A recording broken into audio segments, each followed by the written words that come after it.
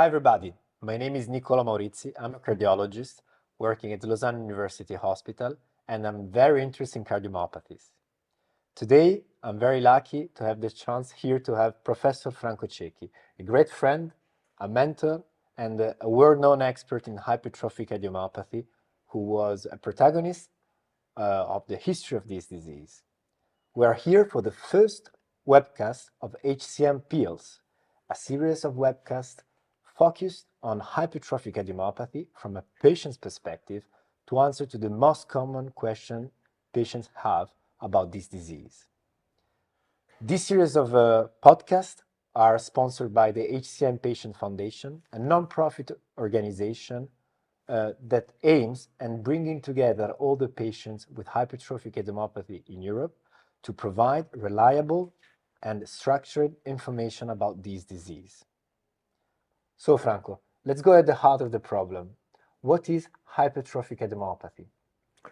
Hypertrophic cardiomyopathy is a group of diseases that are particularly diagnosed because there is an increased thickness of the left ventricular wall, usually in the septum, sometimes also in the apex, and sometimes overall the whole left ventricle, and in rare cases, even at the apex of the right ventricle.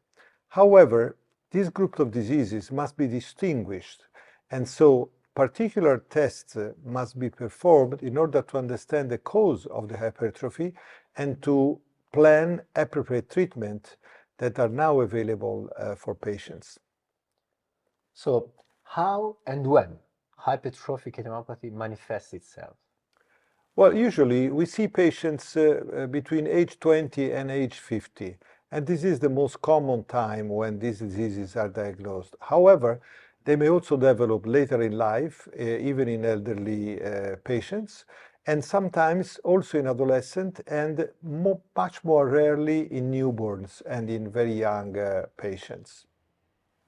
So we do hear quite often from our patients that symptoms may vary from day to day. Which are main symptoms and do they vary from a day-to-day basis? Well, there are symptoms that they may vary, and they may be, for instance, palpitations. They may occur once and maybe a week later or a month later.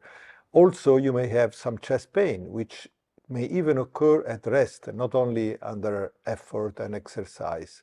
However, when you have difficulties in breathing and you have shortness of breath, and when this occurs, this is not really very variable. Usually when it occurs, it is steady and it may even become greater and greater. However, the most important symptoms is the dizziness and above all, the loss of consciousness. So, as you were mentioning, are those the symptoms that should worry the patients? Well, patients should be worried when they have palpitation and also at the same time when they have chest pain. If the chest pain is, of course, of sufficient energy, to cause discomfort. However, the most important symptoms is the loss of consciousness, what we term syncope.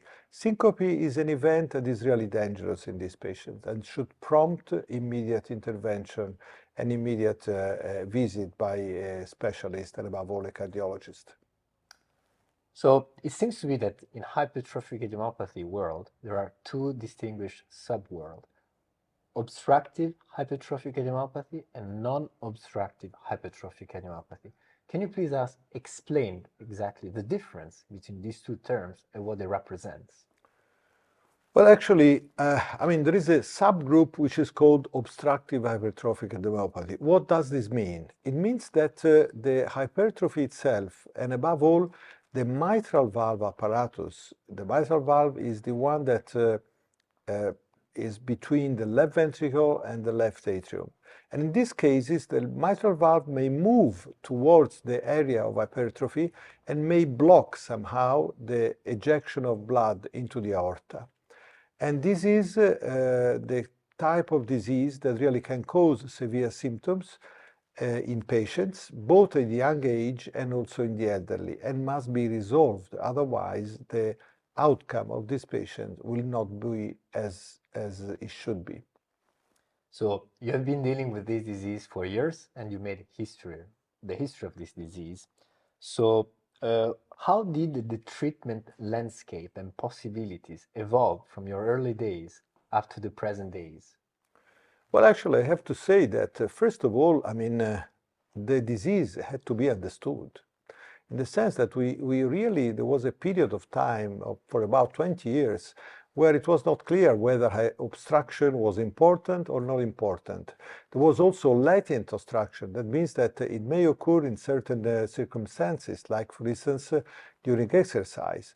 So now the disease has been clearly defined and understood. And at the same time, I mean, we understood how to treat these patients.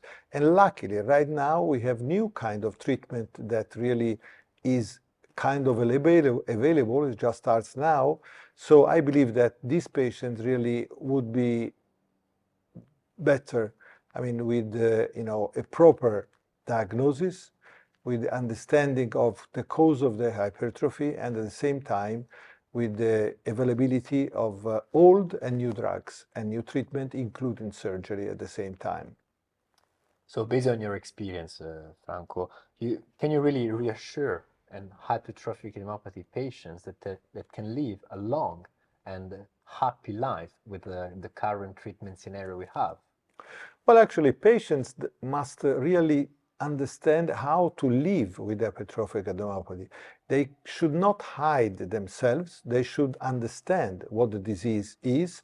They should understand where they can have proper treatment and proper diagnosis, which means in referral centers or in expert cardiologists that really may deal with the disease properly and plan together with them in a shared decision-making approach the best treatment for their needs.